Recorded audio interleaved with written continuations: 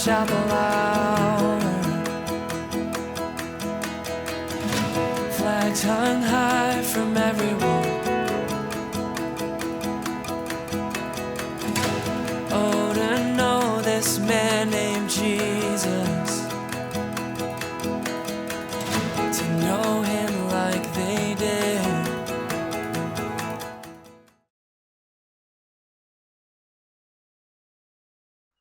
Please remain standing. Our scripture reading is from Ecclesiastes chapter 5, verses 1 to 7, New International Version. Let us read the verses responsively and all together in verse 7. Verse 1. Guard your steps when you go to the house of God. Go near to listen, rather than to offer the sacrifice of fools who do not know that they do wrong. Verse 2. Do not be quick with your mouth. Do not be hasty in your heart to utter anything before God. God is in heaven and you are on earth, so let your words be few. Verse 3. A dream comes when there are many cares, and many words mark the speech of a fool. Verse 4. When you make a vow to God, do not delay to fulfill it. He has no pleasure in fools. Fulfill your vow. Verse 5. It is better not to make a vow than to make one and not fulfill it. Verse 6. Do not let your mouth lead you into sin, and do not protest to the temple messenger, my vow was a mistake. Why should God be angry at what you say and destroy the work of your hands? Verse 7 altogether. Much dreaming and many words are meaningless. Therefore, fear God. This is the word of God. You may now be seated. Let us pray. Father God, would like to thank you for this time. Even at the start of the worship service, as it progresses, Panginoon Diyos, we would like to say that your Son, Jesus Christ, is indeed the center of it all. Na siyang head of the church na pinili niyo, siya rin po ang puno. At the end of the day, He will always have the final say. Father, we thank you because your Son, Jesus, is the expression of your word. Kaya hayaan niyo po pang Diyos, He is a living word. As a written word is being preached, we know, Panginoon Diyos, na kayo po ay magpapala. We thank you, Father, for the ministry of God, the Holy Spirit, as He ministers to us. At hayaan niyo po na let we, your servants, makinig sa inyong kapahayagan. And we submit ourselves and say, speak unto us, Father. In Jesus' name we pray. Amen. Sa banyo na ito ay pinag-uusapan natin, ang tema po natin ay tungkol sa worship. At nakita po natin doon sa nakarang Friday, ang pagtuturo na tungkol sa kalikasan or the nature of worship. At nagamit ni Pastor Richard yon, John 4:23 and 24, na kung saan ay sinasabi na ang hinahanap ng Panginoon ng Diyos Ama, ay ang mga true worshipers. Na kung saan ang mga true worshiper ay mag-worship sa espiritu at sa katotohanan. At naalala po natin ang isang key sa katuruan na yon ay dapat ang object is true, dapat ang theology is true, at ang ikatlo, in our response should be true also. So, sa hapon po ito ay bubuksan naman natin, i-unveil naman natin ang ilang pang aspeto ng worship, ng true worship. Now, kung titignan po natin, ang passage po natin ay naggaling sa Ecclesiastes. At sa Ecclesiastes ay tignan po natin kung ano ang makukuha po natin dito as far as yun talatang 5, chapter 5 verses 1 to 7. Ang kabuang librong ito na binubuo ng 12 chapters ay makikita natin na yung word na Ecclesiastes ay coming from the Greek word ecclesia. And ecclesia means assembly. Dito sa pagkakataon na ito, narito si King Solomon, maraming nagsasabi na ang writer na ito ay si King Solomon at siya ang preacher. Siya ang nangangaral, the teacher. At we know na sa kanyang pagtuturo na ito, mayroon pong isyong pinag-usapan. The problem that na gustong ma-solve. Kasi the problem is declared in chapters 1 and 2. And it talks about life is not worth living. Yun ang kaisipan ng karamihan. It's not worth living. At ang reason kung bakit, in the first place, man is insignificant compared to the vastness of the world in which he lives. Ang liit lang niya, minute lamang siya doon sa macro na universe na andun tayo. Ikalawa, man himself cannot understand the meaning of life in its entirety. Ang ikatlo naman ay sinasabi dito na man's real need cannot be fully met sa pamagitan ng mga earthly pleasure. At ang isang katotohanan ng hindi matatatwa ay yung katotohanan na ang tao mamamatay rin. Death will rule, kumbaga, so to speak. So with that, nagsimula itong author, si Song of Solomon, sabi niya, vanities of vanities, all are vanities.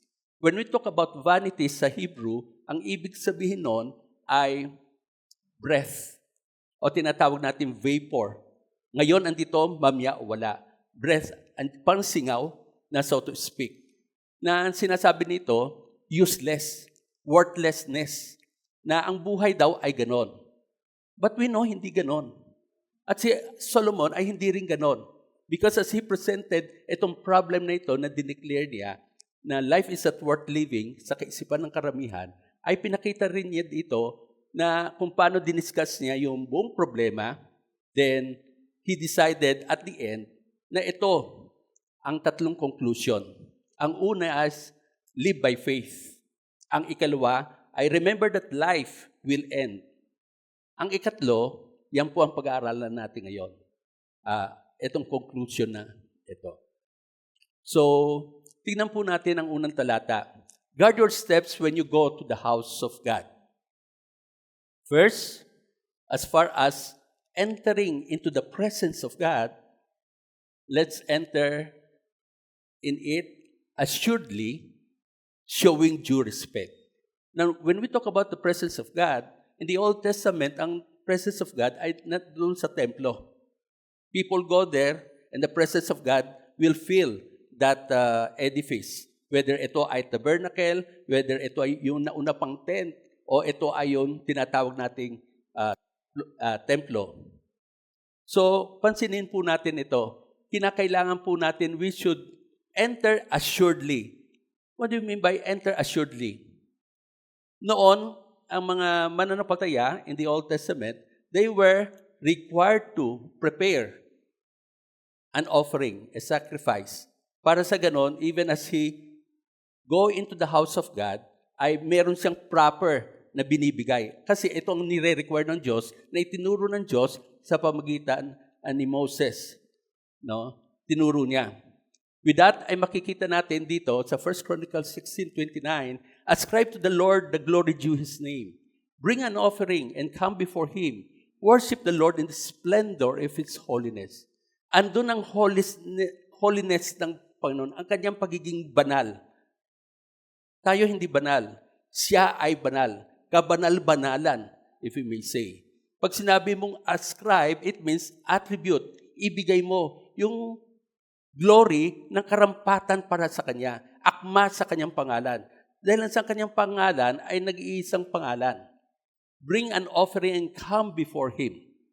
With that ay makikita natin na kinakailangan natin na kilalin na doon sa lugar na yon, doon sa templo na yon o tabernacle na yon in the Old Testament time, nung pinapasukan nila ng lugar na yon, with the proper sacrifice sa binigay na nakahanda at ibinigay, ay pwede silang makapasok doon sa presensya ng Panginoon where the cloud will fill that temple or that tabernacle because that would be the sign of God's presence.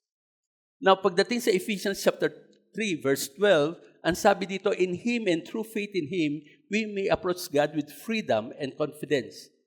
Ano itong in Him na ito? Kay Kristo. And through faith in Him, ang ating pagtitiwala sa Kanya. Ito ang kapamaraan natin in the New Testament time na kung saan ma-approach natin ang Diyos with freedom and confidence, with assurance. Bakit? Tayo po yung mga naging anak ng Diyos sa pamagitan ng ating Panginoon Jesus. And with that, bilang mga anak ng Diyos, pwede po tayong pumasok doon sa presensya ng Diyos at doon ay magbigay ng pagpuri, magbigay ng pagsamba. So dito ang sabi, entering assuredly, showing due respect. With the idea dito mga kapatid na though we are children of God, ay hindi naman tayo basta papasok sa kanyang presensya nang hindi natin alalahanin na siya pa rin ang nag-iisang Diyos, siya'y banal, and with that, ang karampatan na paggalang sa Kanya ay naroroon. So much so, at the end of the day, we are talking about worship. It's a matter of the heart. Not just the outward. The outward should confirm what is really inside. And even as bilang mga anak ng Diyos, ay hindi tayo basta babalandra at papasok sa presensya ng Diyos nang hindi tayo hihingi ng tawad, na hindi natin nakakalimutan natin, siya'y nasa langit, tayo ay nasa lupa. Kung paano kalayo ang langit sa lupa, ganun ang wisdom ng Diyos, ganun ang pamamaraan ng Diyos, siya'y nag-iisa. Hindi natin pwedeng, na itsapwera yung kanyang kabanalan because that is who He is. That is His nature. So, in faith in Him. So, kinakailangan po natin yon. Kinakailangan po natin humingi ng pagpapatawad at kinakailangan natin i-recognize ang kanyang kabanalan. Yan ang Ecclesiastes, second part ng verse 1 of 5, go near to listen rather than to offer the sacrifice of fools who do not know that they do wrong. Go near to listen rather than to offer. Ibig sabihin lang dito, more than anything else, ang prerequisite in the first place ay makita ng Diyos na handa tayong makinig. In Hebrew, ang word na pinag-translate ng listen ay hindi lamang ituon ang tenga sa sinasabi, kundi merong intensyon na sumunod. Yun po ang ibig sabihin ng listening as far as this part is concerned.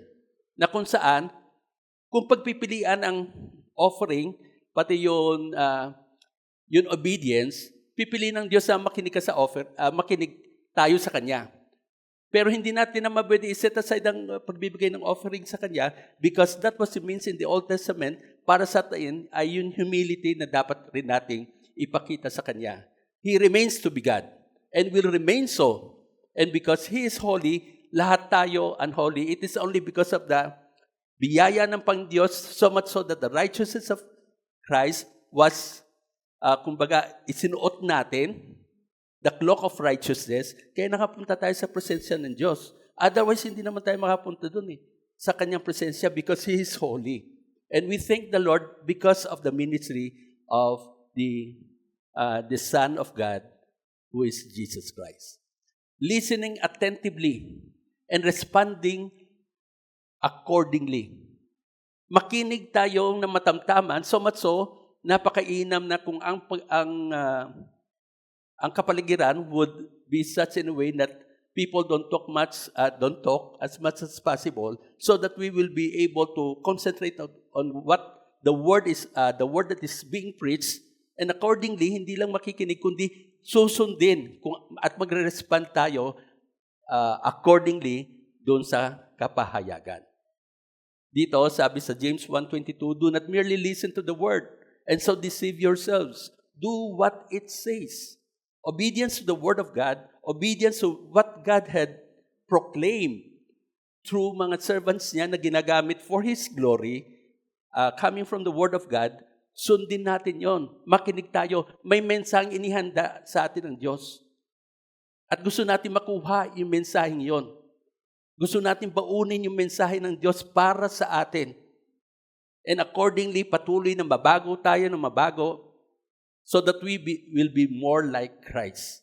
even as we live out yung buhay natin dito sa mundong ito. At dito sa 1 Samuel 15:22, sabi dito, "But Samuel replied, Does the Lord delight in burnt offerings and sacrifices as much as in obeying the Lord? To obey is better than sacrifice, and to heed is better than the fat of rams." Kumbaga, kung ikukumpara, talagang yun, obedience ang higit kaysa yung offering.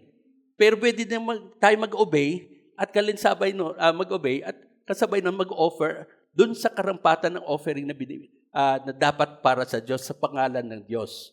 Dito makikita natin, Saul was told na ang dapat na gawin dito sa lugar na kanilang pupuntahan ay kinakailangan lahat ay utterly for God. Walang pwedeng kunin o i-salvage sa ano paman. Maging tao, mga hayop, lahat. But then, nang dumating na si Samuel, ay narito si Saul. At si Saul ay pinagsabihin nating, how would I say that? Ay gumagawa pa ng paraan upang maging katanggap yung ginawa ng disobedience. Dahil lang sa narinig niya yung bleating of the sheep, yung mga hayop na bakit andyan pa? Dapat patay lahat yan. Eh sabi niya, hindi, i-offer naman natin sa Diyos yan eh. Pero hindi. At ang sabi ang reason na yon, the kingdom was taken from him because of his disobedience. So anong ibig sabihin nito, mga kapatid?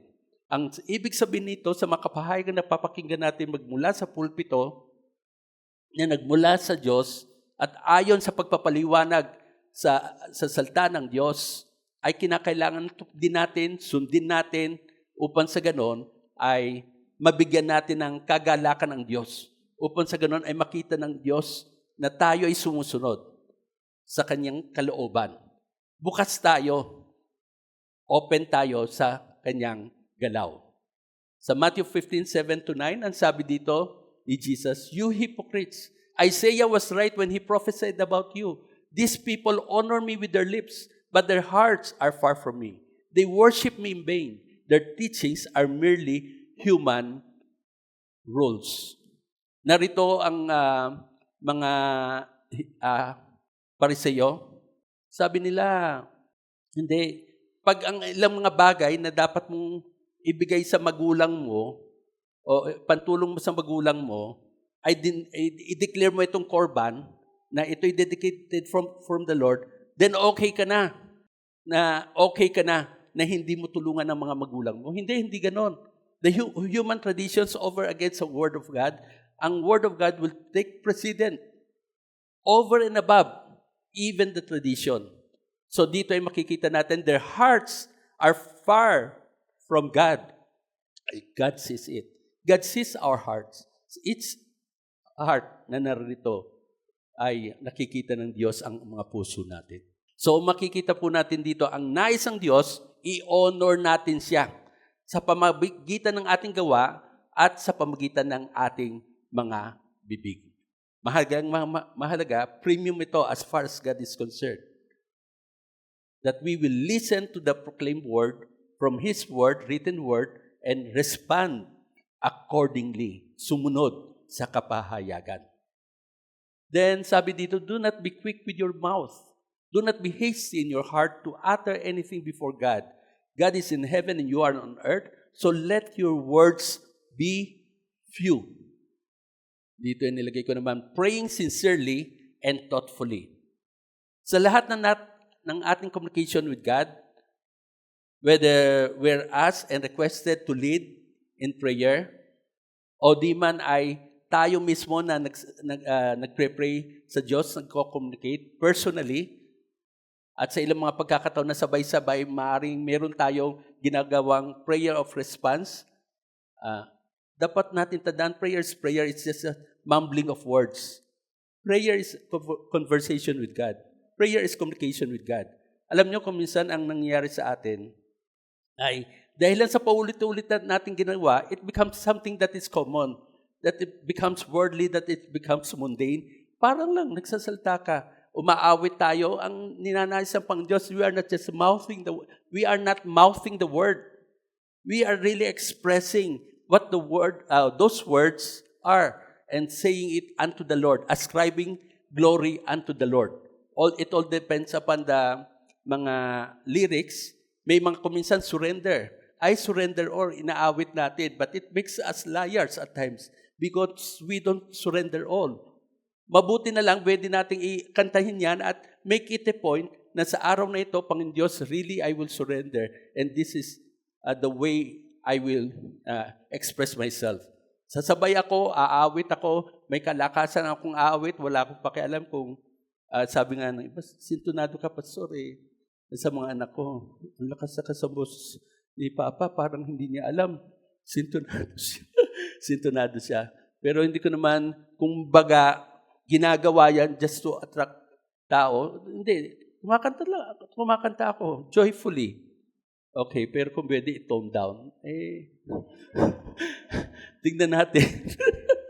Okay, but this is how we should be doing. Pagdating sa prayer, it should be sincere and it should be collected. Ibig sabihin, hindi kung ano lang man lumabas sa bibig natin. Isipin nyo, there were times in the olden, some years noon, na kung saan ay may pagkakataon na we were given an audience by the king. We have an audience with the king of Bahrain. And surely you have to pick your words. And kumbaga, if you can just i-close mo na lang mouth mo para sa ganun ay wala kang masabing mali. Ingat na ingat ka. Ingat na ingat tayo. Yes, kung minsan ang nangyari, yes, ang Diyos natin, kalapit natin. Pero hindi siya body-body lang. Doon nawawala ang, di ba kung minsan sa pakikipagkaibigan natin, sumosobra na lumalampas na sa acceptable things na pagtatrato natin sa mga magulang natin. Kung minsan ay ganon. So we should be careful. So praying sincerely. Otherwise, hindi naman papakinggan ng Diyos kung hindi sincere. Sabi dito sa Matthew 6:7, ng pagtuturo ng ating Panginoon Jesus, when you pray, do not keep on babbling like pagans, for they think they will be heard because of their many words. Naalala niyo mga kapatid, when Elijah confronted the priests of Baal doon sa Mount Carmel, nagtatawag sila na may fire na bumaba para tupukin yung mga offerings na meron sila. Hanggang sa dumako na pagkakataon, hinihiwa-hiwa na sarili nila. At that they were in frenzy. Pero napapakinggan ba yan ng Diyos? Unang-una, yung Diyosan nila, hindi naman nakakarinig. May tenga man siguro at meron siguro estatwa to represent, pero hindi naman nakakarinig kasi hindi Diyos. At sabi nga ni David, ikaw lamang ang Diyos at wala nang iba pa. All the rest are just Diyosan at all the rest are false gods. There's only one true God by the name of Yahweh or Jehovah. Okay, the God of Abraham, of Isaac, and Jacob. So, our God ay napapakinggan tayo, and as we pray, hindi tayo dapat ganon. When we pray, we should pray sincerely and thoughtfully. Kaya, pagdating rin dito, pag may mga nagpre-pray, naglilit sa prayer, makinig kayo at sumabay tayo. No? That's how it is. Otherwise, the person who led the prayer is the one praying, and some others are praying that are acceptable to God, and yet some of us who might be bumbling o sumusunod na lamang, pero hindi connect ang isip natin sa puso natin, sa sinasabi natin, then it's nothing before God. Muted, walang naririnig ang Diyos. Hindi ho ba gusto natin na tayo pinapakinggan ng Diyos? Hindi ho ba't magkaroon tayo ng right connection, magkaroon tayo ng right frequency upang marinig ng Diyos ang ating panalangin? And this is what God likes, yung sincere mga prayers natin. Although led by some, we have to follow. Dito sa Proverbs 10:19, sin is not ended by multiplying words, but the prudent hold their tongues. Mas marami kang sinasabi, lalo na sa korte, mas malamang na pwede kang magkamali. Pwede kang mahuli. Okay? Ecclesiastes 5:3 and 7a, a dream comes when there are many cares, and many words mark the speech of a fool. Much dreaming and many words are meaningless in verse 7, first part. Dito ay Di ba karaniwan pag maraming tayong cares, parang anxious tayo sa ilan mga issues ng buhay for that particular day. Somewhere, somehow, ay maaaring magkataon na makapanaginip ka. Because that, kumbaga, nadadala sa panaginip. Ngayon, pero itong dream na ito could also be yung mga fantasies, mga yung mga hindi naman realities, mga dreaming na hindi naman pwedeng mangyari o out of the world na pwedeng mangyari. Mga salita pag marami, okay lang kung may kabuluhan. Kasi kung wala, they are meaningless. Many words mark the speech of a fool. Sabi po dito, keep grounded. Keeping grounded, avoiding idle talk. Because God doesn't want idle talks. Kung minsan mayroon akong nasasabi rin idle talks eh. Kung minsan sa mga pagbibiro, nagiging idle talks rin yun eh. Nakakatawa, pero parang walang laman. Hindi rin naririnig ng Diyos yung mga ganon. Kaya tulungan rin ako ng Panginoon doon kasi kumikero ako kuminsan, pero out of bounds na, hindi na angkop sa pagiging pastor. Okay? So, this is something that nakakatulong rin sa akin yan. Recently, nag-uusap kami sa church board, may pinag-uusapan kami, hindi na namin sasabihin sa inyo. Pero tawanan kami ng tawanan. Pero nung umuwi ako pa, mali ata yun. Kaya sabi ko, sorry Panginoon. Those are idle talks. Okay. Lalo na sa presensya ng Panginoon, no? Ay mahalaga. Pag presence sa Panginoon Diyos, sa totoo lang, anywhere andun ng Diyos eh. Di ba? Sa totoo lang. So, ingatan natin. Okay. Proverbs 28:19, those who work their land will have abundant food, but those who chase fantasies will have their fill of poverty. Hindi makatotohanan. Ito yung mga, kumbaga, detached. Hindi nakatuntun sa lupa. Hindi grounded. At yung maraming salta na walang kabuluhan. Kung marami man salta at may kabuluhan, okay lang yon. Pero kung walang kabuluhan, then mag-isip-isipan. Because as far as God is concerned, He doesn't like these idle talks. Proverbs 14:23, all hard work brings a profit, but mere talks leads only to poverty. Walang kapupuntahan ang maraming salita na walang kabuluhan, walang kapupuntahan ang dreaming o ang fantasies na hindi wala sa reality. We should be careful at those times. In those times. Then, sabi dito sa Ecclesiastes 5:4-6, when you make a vow to God, do not delay to fulfill it. He has no pleasure in fools. Fulfill your vow. It is better not to make a vow than to make one and not fulfill it. Do not let your mouth lead you into sin, and do not protest to the temple messenger, my vow was a mistake.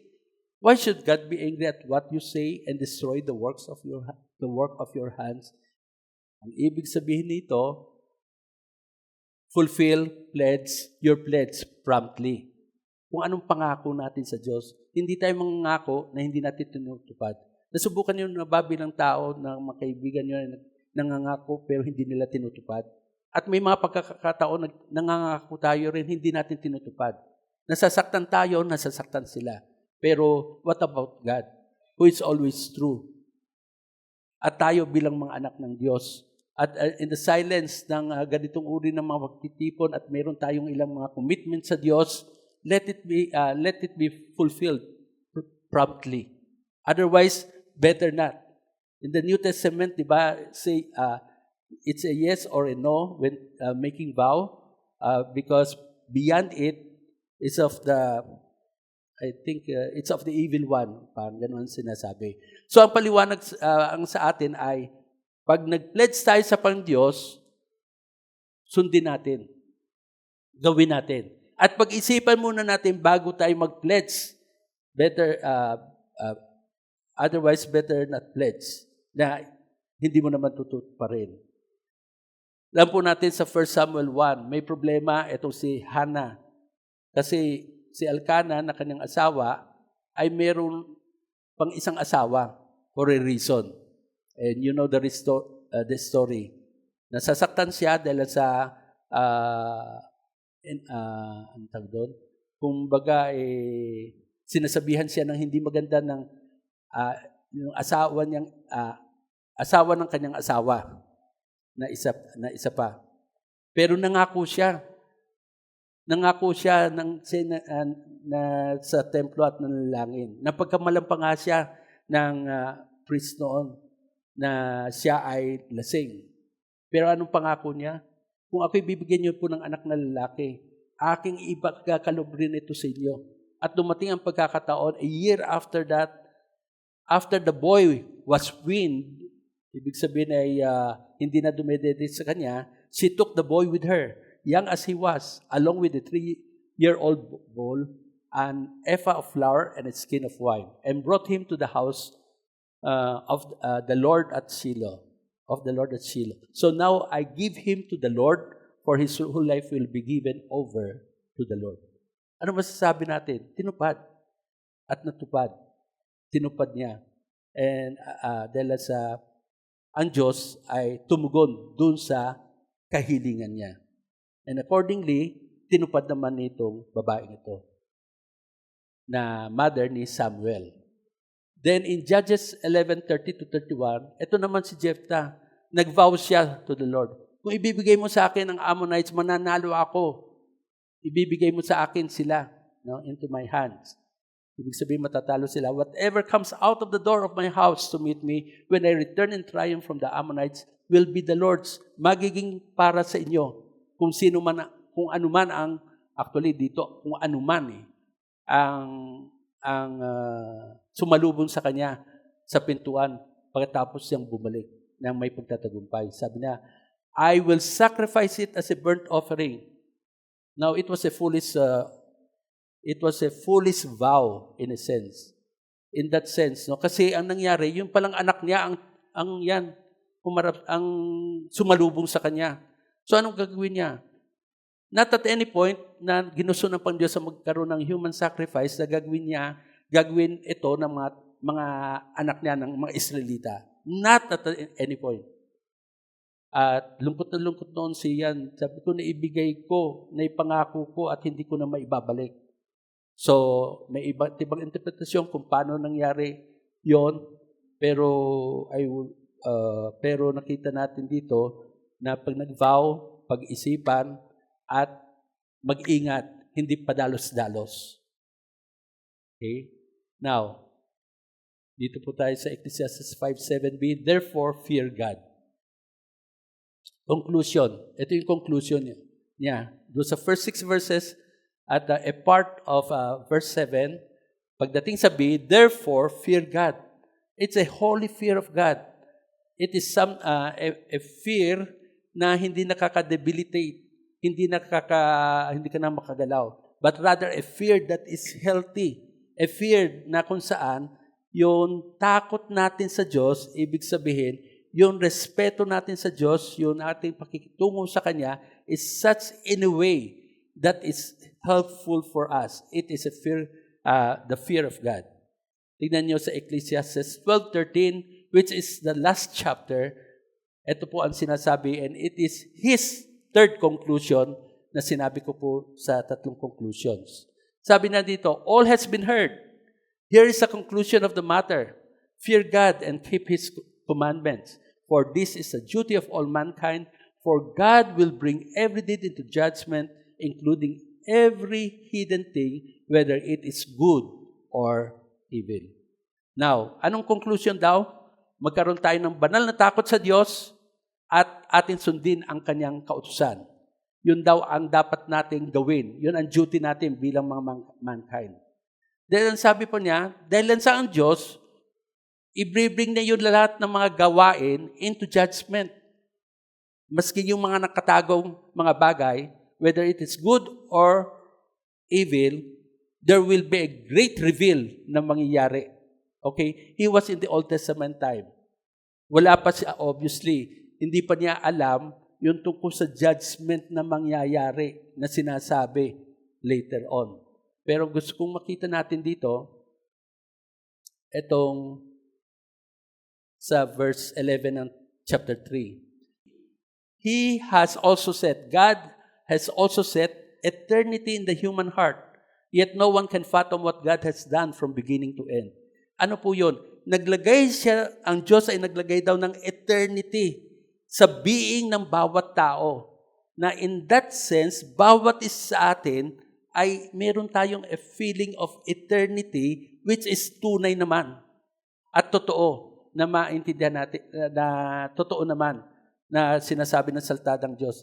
God has set eternity in the human heart. Dito ay makikita natin ang isang katotohanan. At itong eternity na ito ay maranasan po natin kasi kung titignan niyo mga kapatid, yung yung conclusion ni Solomon, pwede nating isama ito sa 1 Corinthians 3:12-15. Ano ba sabi ni Apostol Pablo sa mga taga-Corinto? If anyone builds on this foundation using gold, silver, costly stones, wood, hay, or straw, their work will be shown for what it is. Because that day will bring it to light. It will be revealed with fire, and the fire will test the quality of its person's work. If what has been built survives, the builder will receive a reward. If it is burned up, the builder will suffer loss, but yet will be saved, even though only as one escaping through the flames. May sinasabi si Apostol Pablo dito, doon sa hinaharap, sa isang pagkakataon na kung saan lahat ng mga ginawa ng mga mananampalataya ay itetest. Katulad ng pagtest, kumbaga, ng ginto sa apoy o ng papel sa apoy, no? In that sense. Ang papoy matutupok.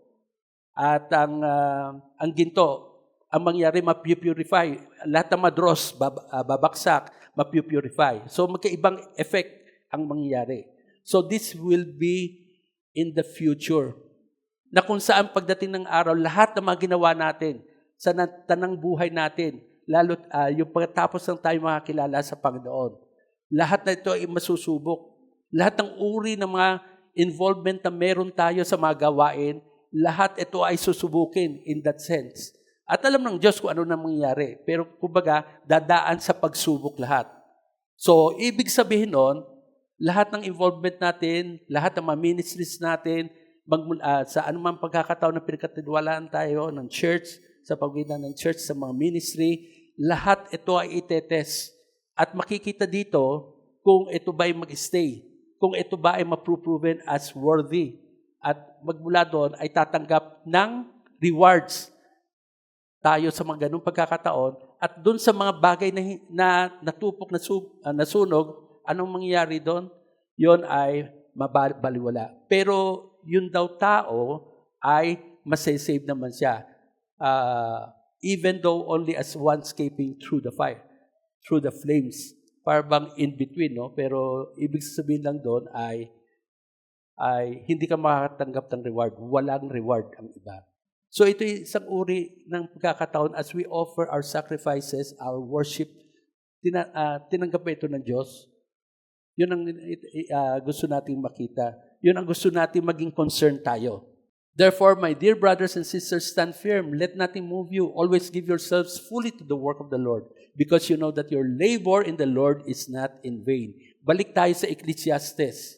Vanities of vanities, all are vanities. May sinabi pa doon, yung worthlessness, no? Walang kabuluhan ng walang kabuluhan, lahat ay walang kabuluhan. Yun ang iniisip ay dahilan sa ganitong mga bagay na ang tao ay finite lamang, maliit lamang siya sa kabuuan ng mundo, and ang tao, ang kanyang pleasure ay hindi ang kanyang katauhan ay hindi satisfy ng earthly na pleasures, tapos mamamatay ang tao, tapos may sinabi pa siya doon na pag namatay ka, yung maiiwan mo ay makukuha ng iba, mabibigay sa iba, yung bang iba na yung bang pinaghirapan mo ay bibigyan ng kahulugan ng maayos na pagtingin o magiging bulaksak yung taong kukuha o makakakuha ng mana and all. Tapos kaya sila nagsabi ng vanity of vanities. Pero sabi dito ni Solomon ay life is worth living because may eternity. May eternity. Sa mga hindi nakakilala sa Panginoon, and to which we have to continually share the Word of God, na hindi sila makarating sa isang sitwasyon na tapos na at hindi na sila nakapag-respond kung binigyan pa sila ng Diyos ng pagkakataon ay nakakalungkot. Pero sa atin na nag-respond tayo sa tawag ng kaligtasan dahil sa sabi, we were chosen even before the foundation of the world. Lahat ng magawain natin, kung ito ay tinanggap ng Pangdiyos, then labor natin hindi in vain. Hindi tayo kay sera-sera, whatever will be, hindi yun ang yan natin, commitment natin, yung kaisipan natin. So, the conclusion here is, life is worth living. Una, kung nakakonekta tayo sa Diyos, at nung nakakakonekta tayo sa Diyos dahil sa Kanyang biyaya, at tayo naging mananampalataya na, ay namumuhay tayong tama sa tulong ng Diyos, sa kapangyarihan ng Banal na Espiritu, at naglilingkod tayo at ang worship natin ay tinatanggap na life is worth living. Yun po ang gusto sabihin. So, ang ibig sabihin nito, maski na hindi natin maintindihan ang lahat-lahat, maski na ang earthly pleasure cannot fulfill yung inner recesses ng ating pangailangan, yet yung spirituality ay nabigay sa atin yung kapanganakan muli. More than anything else, life is worth living. So, ang pagsamba natin, nawa counted ito sa Diyos. And as far as God is concerned, it's an individual one. Ginagamit ng Panginoon sa mga ministry na mga nakatayo dito, naglilingkod sa iba't ibang kapamaran hanggang sa pag-serve sa atin, nawa, let's do it for God. Nawa, yung worship natin ay katanggap-tanggap. With that, ay meron akong sasabihin. I have 10 more minutes as I would assume. Sabi nga dito, therefore, I urge you, brothers and sisters, in view of God's mercy, sa kahabagan ng Diyos, i-offer daw natin ang body sa atin as living sacrifice. Kasi, kukunti lang naman ang tinawag para maging martyr, na mamatay sa pananampalataya. Pero sa atin, na hindi ganun ang katawagan, na mamuhay tayo until He called us, let our bodies be living sacrifice, holy and pleasing to God. This is your true and proper worship. True worship, a holy fear of God. So, lahat ng mga ito, pag nagkaroon tayo ng holy fear sa Diyos, then this is how we will conduct ourselves. Entering assuredly, listening attentively, responding accordingly, praying sincerely and thoughtfully, keeping grounded, avoiding idle talk, and fulfilling pledge promptly. Then, I would like to say something magmula kay Ronald Allen, mabilis lang mga po ito, in his book, Rediscovering the Missing Jewel, which is true worship. So, worship is not the mumbling of prayers or the mouthing of hymns or praise and worship songs with little thought and less heart. Ibig sabihin, dapat puso. No? And with much thought, lalo na sa mga wordings na binabagit natin sa prayers. Sabi dito, we celebrate God when we join together earnestly in prayer and intensely in song. Ano man ang tono ninyo, intensely in song. Next, worship is that self-aggrandizing. Yung pinalalaki mo ang sarili mo. Yung mga words that tuloy ko lang. Words or boring cliche when one is asked to give a testimony. When one is given the opportunity to testify, yun ang pagkakataon na you elevate God. No, you speak about God, about His goodness, about His faithfulness, at hindi yun gagamit daw ng mga self-aggrandizing word, yung mga malalaking mga words o mga cliche na walang katuturan ang dating. Sabi niya, we celebrate God when all parts of the service fit together and work to a common end. And what is a common end? The glory of God. What is a common end? The glory of God. Lahat naman nagpe-perform dito, quote and unquote, let it be, lahat ay nagwo-worship dito. Lahat naman nakikinig diyan, nawa ay nagwo-worship rin in that sense. In a way, responding to whatever is being ipinahayag ng salita ng Diyos. Next, worship is not grudging gifts or compulsory service sa pipilitan lamang. Meron ba ditong umaawit, naglilingkod dito na pipilitan lamang just because of wala Wala, so pinasok na sila. Pero ayaw nila sana ng linggo-linggo, nakakapagod. Totoo, no? Kulang ng tao eh.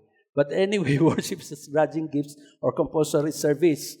We celebrate God when we give to Him hilariously. No? Hilariously. Ibig sabihin, yung sa puso, masaya. And serve Him with integrity. Service yung may integridad. Sabi rin ni Ronald, worship is not haphazard music done poorly. Not even great music done merely as a performance. Kung performance ang pinag-usapan, kay Sarah Geronimo lang tayo pumunta. Ang ganda. Kung, yan, no? So, it's either or. Ang pinag-usapan dito, yung puso. We celebrate God when we enjoy and participate in music to His glory. Worship is not a distracted endurance of the sermon. Kailan ba matatapos yan? Malapit na, oras na, 5 minutes na lang natitira. Gano'n, no? Worship is not that, nadidistract ka dahil sa oras, pero dapat naman, 5 minutes na lang, kaya kong abutin yan. Salamat sa Panginoon, may time pa ako. A distracted endurance, nag-endure, no? Pero kung minsan ganun tayo talaga, no? Nag-endure tayo. Naranasan niyo ba? Ano bang pinagsasabi nito? So, may nasasabi tayo, maaaring tama dahil sa mali yung sinasabi, pero nawa hindi sa pulpiting ito, no? Na true theology as part of worship na katanggap-tanggap sa Panginoon in spirit and in truth. We celebrate God as we hear His word gladly and seek to be conformed by it more and more to the image of our Savior. Tama po? Tama. Tama. Yes nga, Panginoon, totoo nga sinabi niya. Worship is not the hurried motion of a tuck on Lord's table. Nagmamadali. We celebrate God preeminently when we fellowship gratefully at the ceremonial meal that speaks so centrally of our faith in Christ, who died for us, who rose again on our behalf. So, and who is to return for our good. Alalahanin natin. Yes, may mga pagkakataon, nagmamadali nga rin tayo dahil sa timing. But let it be na tulungan tayo ng Panginoon. Na we adjust sa isa't isa sa mga timings upang sa ganon, may proper time pa ang iba. Lastly, as a thoughtful gift is a celebration of birthday. At kung paano ang isang evening night out, ang night out ay isang celebration ng isang anibersaryo, ang isang warm na eulogy sa isang namatayan, sa isang namatay, is a celebration of his or her life, as a sexual embrace is a celebration of a marriage. So a worship service is a celebration for God and about God. Tayo po manalangin. Ayun niyo po, Panginoon Diyos, na tumalima kami, na mag-obey kami sa mga kapahayagan ng mga salita, na makita namin na we really have to change in some ways upang that we will be more conformed into the image of God. At yan naman ang ministry ng Banal na Espiritu as He continually fill us with His presence and the ministry of the written word as we are being molded to be more and more like the living word who is none but your Son, Jesus Christ. That we may submit, that we will be more and more godly by being more and more like Christ. Lord, we stand na kung ano mga pagkukulang namin, forgive us and say, we submit to your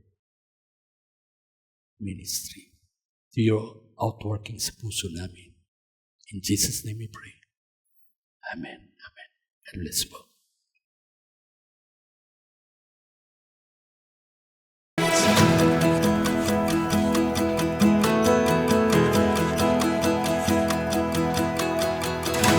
Lecture hall and chapel hour, flags hung high from every wall. Oh, to know this man named Jesus